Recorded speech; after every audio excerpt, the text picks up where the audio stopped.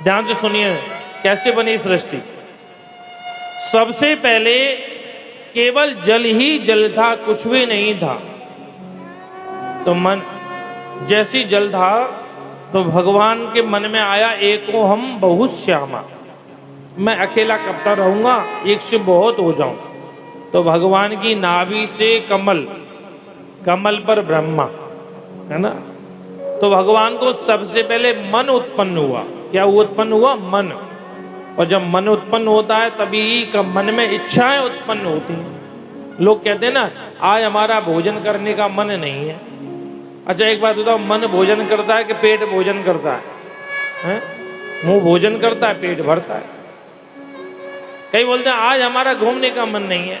अरे घूमने तो शरीर पैर से जाते हैं, शरीर जाता है, मन थोड़ी जाता है। पर मन का मतलब होता है इच्छा है। आज हमारा मन गधा में जाने का है।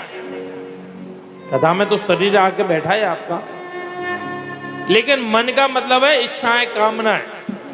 तो जब तक मन, जैसे आप कथा में आके बैठे और कोई आपको बिना मन के कथा में ले आया, कथा में तो आ गए पर कथा में शरीर है और आपका मन आपके घर पर रखा है, तो कथा समझ में आएगी ही नहीं।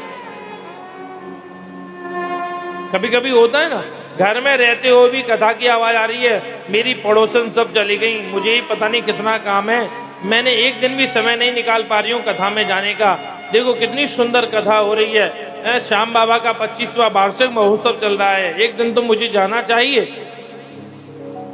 घर में रहते हुए भी मन कथा में रहेगा। तो भगवान ने सबसे पहले मन को स्मरण किया। जब मन उत्पन्न हुआ तो मन के साथ में भगवान को इच्छाएं उत्पन्न हुई। इच्छा क्या? एको हम बहुत श्यामा, अब मैं एक से अनेक हो जाऊं, अकेला कब तक रहूंगा। तो भगवान की नाभि से कमल, कमल पर ब्रह्मा। ब्रह्मा जी ने देखा मैं कहां से पैदा हुआ। ब्रह्मा जी विचार करने लगे, चारों तरफ जल ही जल है, कोई दिखता ही नहीं है आधार।